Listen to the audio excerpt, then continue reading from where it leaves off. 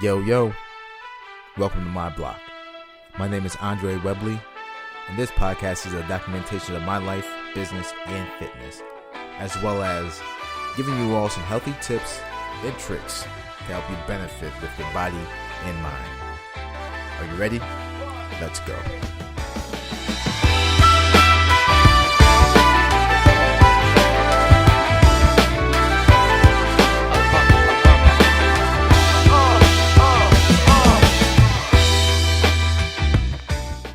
Okay, and we are back. So, jumping back in, just learning how to do those things, wearing plenty of hats, working like 12 to 16 hour days and just sitting in one spot drinking loads of coffee. And I just wanted to work because, not gonna lie, I was going through some trying times. I had just got out of a relationship. You know how that shit goes. So I just got out of a relationship and I didn't want to think about anything besides moving forward because I felt like that relationship was definitely holding me back from doing the things that I loved. There was points and times in that relationship where I would try to do work and I couldn't because I would get distracted because I had to do something, or I would get distracted because we got into an argument, or it wouldn't be the right time for me doing work. It's like I get lazy, or somebody would be enabling me not to do work. So it's just like I couldn't be around those things because they were driving me crazy day in and day out. And the only real escape I had was just like playing video games. I would just play One Piece Pirate Warriors. By the way, One Piece is like my favorite anime / manga. So if you want to send me some One Piece stuff, go for it. Favorite character, Zoro, you know what I mean? And, but going back into just, the distractions and, what I had to do was just, what I had to do was just get away from it, you know? I literally I played video games until people just fucking went away. And that didn't help because the arguments would start. And I'm just like, this is just horrible. This is just so backwards. And I can't get anything done because of this. And then when I try to do this happens or that happens. And there's a downward spiral. And it's just like, what I want to do, you don't want to do. And what you want to do, I don't want to do. And it's driving me fucking nuts.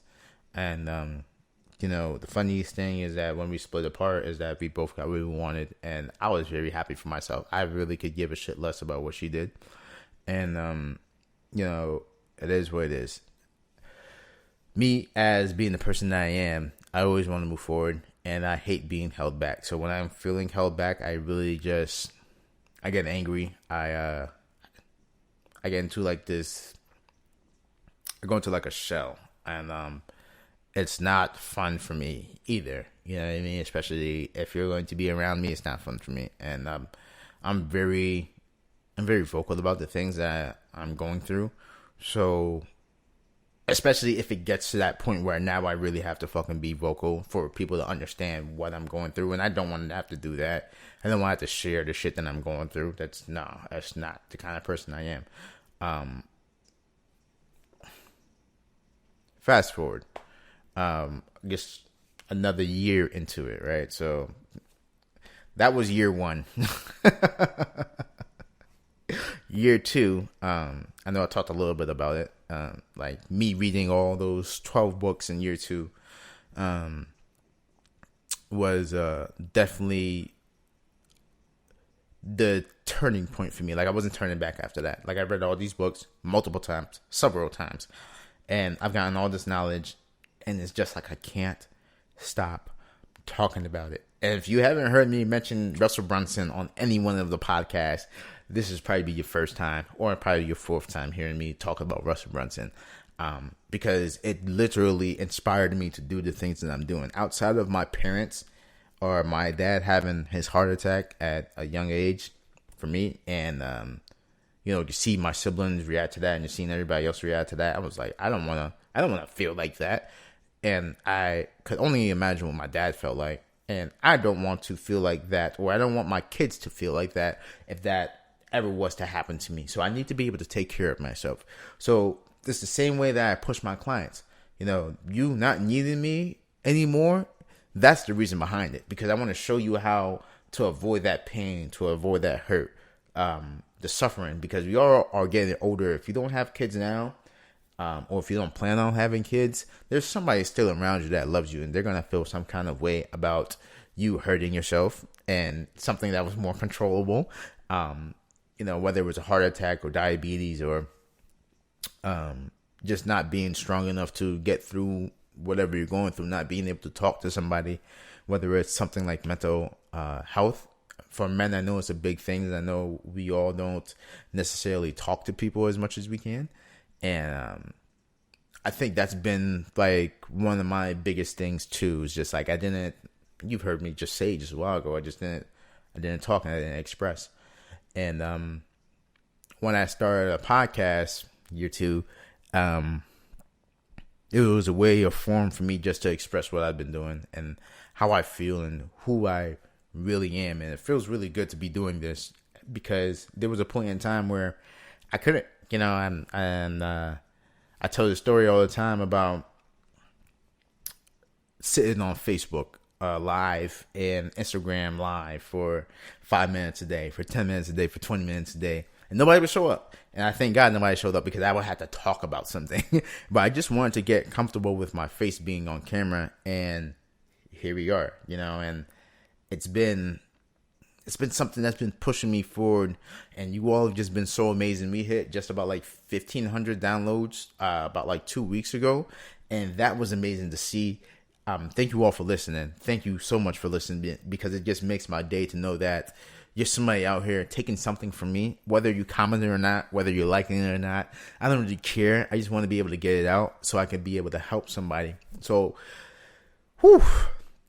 thank you so much. First and foremost, you guys have just been amazing. You guys, you ladies, guys and gals, people of all ages.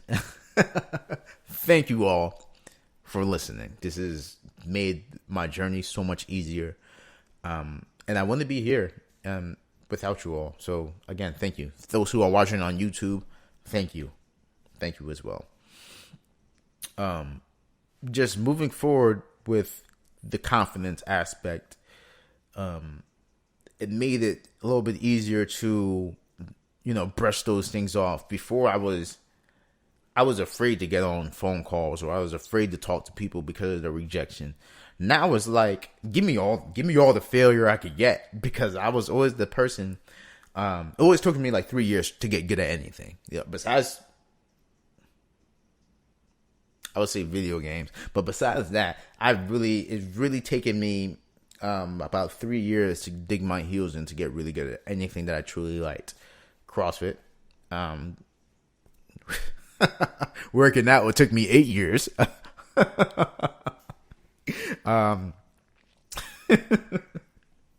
For those who don't know, I've been exercising since I was about like 8. Sheesh. CrossFit, cooking, and just business. I really didn't start getting better until now. Like, I'm in year 3 right now, and my anniversary just came up like the 25th of August, and I turned my business into a LLC. So now it's Andre's Fitness Training LLC. Got to make moves, got to gradually get better at the things that I'm doing. So that's just part of the way that I've kind of moved forward to actually help myself so I can help more people. And it's been trying. I'm not going to lie, just figuring out what I need to do and doing it was the biggest part. One thing I told my friend, she was a client of mine, my first client that I've had, and she's a model, and I shout out to Kiara, right? And for her, it's like we've gone back and forth about just talking about the things that we want to do, the dreams that we have, and how we actually could get there. And one thing I've always told her was that when you feel down and when you feel like you feel miserable, and nobody's there to talk to, nobody's there to help you, and it feels like you're doing all the shit, you're doing all the work. Basically, I just tell her that's what's supposed to happen when you're a leader. When you're a leader, nobody comes to help you. When you're a leader, things become harder than what they actually seem. When you're a leader, you have to walk by faith and not by sight. So when I go and talk to the people who I've coached, they gravitate to me so much because it's the things that I'm giving them are valuable. Even just from the people that I've coached, like I've coached 3 trainers, and they all still have their job, and it's great, you know what I mean, just to be able to give that back, just to be able to show these people how you can actually move forward. And I'm not gonna name drop anybody else here, but it was awesome giving back, and I knew that that's the feeling that I wanted. And it's something that's irreplaceable, because when you are in that spot, if you've ever trained anybody in your job, then you kind of know what I'm talking about. It's just like when your boss gives you somebody to train, you're not going to ask your boss, how do I train this person? You know what to do. So when you actually go and train that person, you know how to maneuver, you know how to get these things done. And I'm going to take a quick break because I said so. Training trainers has definitely opened up my eyes, and I've always told myself I wanted to open a business that trains trainers for my business. It sounds so crazy, but when I thought about that, it literally blew my mind, and I was just like, this is it. You know, like, I found what I really wanted to do. Like, I wanted to train people who want to be trained, who want to help people. So even if you boil that down to a lower level, I've always trained people so, 1, they don't need me anymore, and 2, that everything that I've showed you, you could bring to your family members, your daughters, your spouse, your mother, your brother, your sons, your nieces, and your nephews. Because for me, that's how it started. You know, after my dad had the heart attack, he brought this thing to me in terms of staying healthier. You know, he didn't necessarily bring it to me. It was almost like forced upon us. But we did those things, me and my younger brother, we did those things to make sure that my dad was healthy. And we both love our dad like it was no other. So I have 2 other siblings, and I'm sure they love my dad just as much as we do. But that's just a side note. But training people was awesome. I loved it. You know, is awesome, and I love it. And I want to do more of it, because this is how I get my itch. You know, that itch that you have. You know, I should say that's how you scratch your itch. Excuse me. And I knew I truly wanted to do this when I started to get that. And I started to get the same feeling that I got from exercising, that I got from football, that I got from CrossFit, all these things, from cooking. Like I knew this was it. I knew that this is something that I wanted to do. So let me just boil it down for you. Like, the first 2 years I was at home in Massachusetts doing this thing. Year 1 was probably, that was the year of me just figuring shit out, getting back on my feet, and just, I basically put my emotions in a box and just put them to the side until they kind of just like went away. Year 2, I addressed those emotions, and in a better fashion. You know, I sat there and I thought about things, and I talked to myself about it. And, you know, if I had any kind of feelings or animosity about certain situations, or about how I felt towards that person, then I had to solve those, because I know those same issues are going to be the issues that come up in my business. And if I don't solve those now, they're going to rub off on that. It's just like, I think of business like a baby. Anything you do around your baby, 9 times out of 10, they'll do that. If you ever seen like babies stick their middle finger up or or swear, it's because they're a product of their environment. So I want my business to be a product of my environment. My environment needs to be healthy. My environment needs to want to move forward and help people, because that's the same thing that I want my baby to do for other people. And when my baby has friends, I need that same kind of energy, because if I don't get that, then, or if my baby doesn't get that, I'm not going to be a very happy parent. So I want to make sure that I'm doing the things that I need to do physically, spiritually, and emotionally to make sure that I am ahead of the game, that I'm not lacking when I go to talk to any one of my clients, that I'm not lacking when it comes to doing something that I love doing. Like, I love being on camera, but no bullshit. It took me about 2 hours today to even just get on camera. And I didn't even know what I was going to speak about. I just knew that I need to get on camera, and I knew that I need to be able to talk to y'all. Originally, I had a cooking video planned for today, but I decided just to cook anyways and just get it done and over with. I just didn't record it. I did a couple of sample dishes and sample plates, and that was pretty much it for that. But that's just a whole different side note. That's a whole different kind of conversation. Year 2 in a nutshell was just me giving everything that I got, and just being content with it. I wasn't looking for any numbers. I wasn't looking for any clients. I wasn't looking for anything. I just wanted to live, and a lot of good things happened to me. A lot of people hit me up throughout, like, the grapevine, whether it was people who to be honest, I don't know how some of my clients found me. Whether it was Instagram, and I'm just like, how did you even know that I do this? Like, who even recommended you to me? And even from kids that were on my football team, and I've trained a couple of kids from my football team, and I enjoy that because they know how to work. You know what I mean? I enjoy anybody that wants to work thoroughly. So working hard, figuring out what I was, who I am, and why I want to do this, being 100% confident that this is what I'm going to do, that I'm not going to back down from any one of the obstacles that arise. And if I have an issue and there's nobody I could talk to, Springfield is a very small town, and there's nobody doing it like I was doing it. There's only one trainer that I'll recommend any one of my clients to go to. His name is Gio and his girlfriend, or girlfriend or wife, I'm sorry, Sandy Diaz, I believe. But if you go and check them out, they're awesome.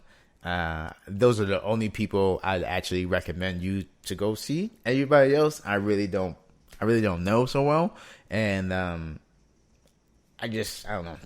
That's just me. I'm giving those two a shout out because they do amazing work. Jazz Linda. Jazz Linda's doing awesome as well. She's a spin trainer and everything like that. That's freaking awesome. But I was just talking about personal training in general. Those are a couple of the people that I just know of that are actually doing their thing, and I appreciate what they're doing because they are making dents and they're paving the way for more people to actually do this because I believe that they're doing it the proper way. And it's just nice to see them do it. I went to school with Jazz Linda, and though we weren't like friends or whatever the case may be, I just know of her, and I've been in the same building, whether it was like anywhere that she's worked at or if I was like working out in the building, whatever the case may be. We've always just had a mutual kind of friendship. But that's that.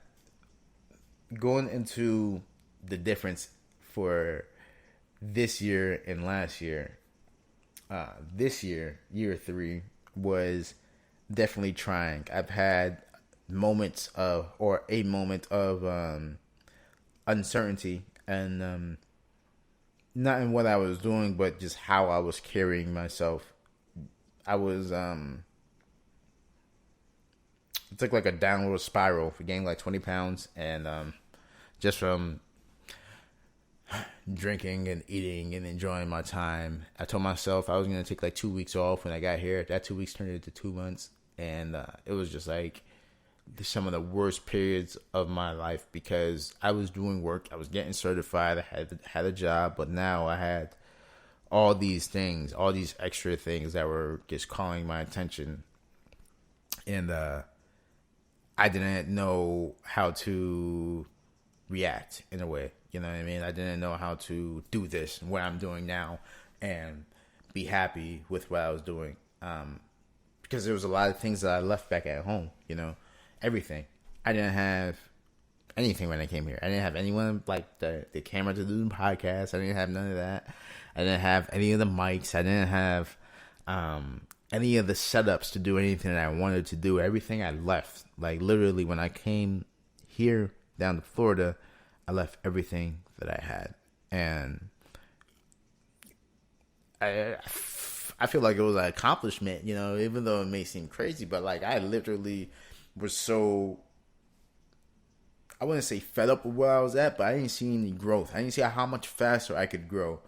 The main reason I left was because if I think about it, I worked my ass off. Winter was my best season, but there was times where I would get out and, like I said, I would take the bus. Yeah, my phone wasn't working. I was using Wi-Fi to get in contact with people to either like call them on Instagram or to call them through like WhatsApp. Like I'm telling you, I went through a lot of shit. I minimized all my bills. I got rid of my car. I got rid of my cell phone bill. I got rid of anything that was costing me money. I did not spend money on, and it molded me into who I am today. So it was just like I minimized my cost. I didn't really care about anything. I moved down here. I dropped everything that I was doing. And just to start new again. And for me to come down here and have a downward spiral, literally immediately after I got here, was definitely not part of the plan. I even took like 6 months off of podcasting. And those who've been listening, you all kind of know. But I've taken 6 months off of podcasting that I really didn't want to do because I was unsure on how to do this. I didn't know what the fuck to do.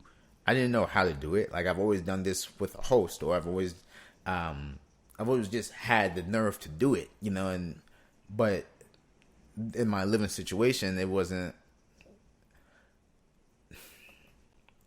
Let's say my living situation is better now than what it was 6 months ago. Even 3 months ago is a lot better now.